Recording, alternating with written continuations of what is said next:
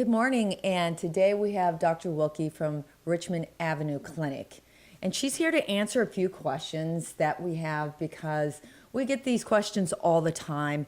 And as someone who works in the grooming and daycare and boarding facility, also rescuing, one of the questions I get not asked, but get blamed a lot for, and maybe you can clarify this, is that even though dogs are vaccinated for Bordetella and all that, they can still come down with kennel cough. Yes. And so, all the dogs that come to my facility are always vaccinated, but some dogs do end up with kennel cough.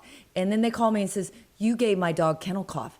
Well, I don't know if I can give your dog kennel cough, even though they're vaccinated. Can you clarify that? Like, what am I supposed to say? What is the right thing to tell my client, even though everybody's vaccinated? Well, everybody's vaccinated, and Bordetella is not 100% effective because Bordetella is a bacteria.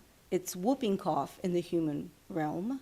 When babies have whooping cough, it's Bordetella that's causing it. Bacterial vaccines in general are not as effective as viral vaccines. We get much more immunity from viral vaccines than bacterial vaccines. And so you're doing the best that you can to protect your pet.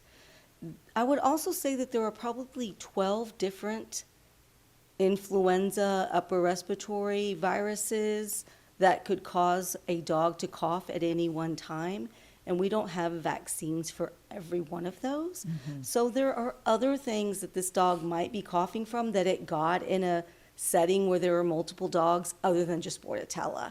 And they all present in the same way, a very dry, non-productive cough. The owner describes it as coughing up a lung, Yes. And the dogs just have a very dry cough that's usually self-limiting. It usually goes away in 7 days. Some owners feel better if we put them on antibiotics, but again, these are not all bacterial infections. Sometimes they're viral, but you're not causing all the problem. This is just the nature of the beast, Well, and I'm glad that we were able to talk to the doctor about this because I think it's really important to the public that they understand this when they take their dogs to boarding or daycare or grooming facilities, that if the dogs are vaccinated for this vaccine doesn't mean that they still can't get it. Right. Here's another question I get all the time too, is like, why do I have to vaccinate my dog? We over-vaccinate, and I think that's what killed my dog, blah, blah, blah. Can you clarify what the importance of having dogs vaccinated means? I think that, with any disease process, just like with children, that when we do vaccines, it's really to sort of boost the immune system to fight these diseases that we know of. We are not over-vaccinating. I mean, that is a complete misunderstanding, and in the medical field, it's very frustrating. No, there can be vaccine reactions. Some dogs, some humans cannot have vaccines. They will have a reaction to a vaccine. But the idea is that if those few are not vaccinated, then the multiple people that are vaccinated protect those few individuals. For a long time, vaccines were blamed in dogs for autoimmune diseases. Mm-hmm. That has been disproven. There's a very good vaccine panel in the veterinary world where a group of infectious disease doctors will get together. It was headed by Dr. Ford, and they proved that a lot of these, this happened after my dog was vaccinated. It was just really a coincidence. And the medical evidence doesn't prove that that's really happening because of vaccinations. So vaccines in general are very good. Like, we have done a good job. Distemper virus, parvovirus.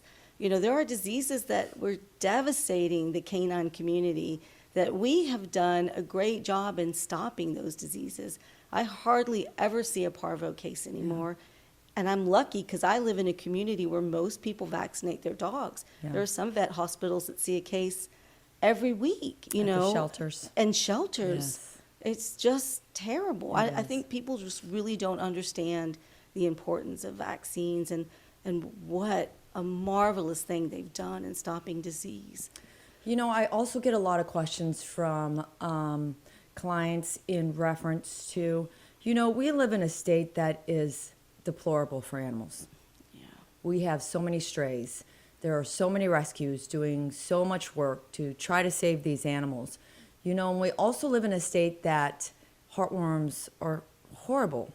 So just the cost alone that I pay per dog is $700 for heartworm treatment.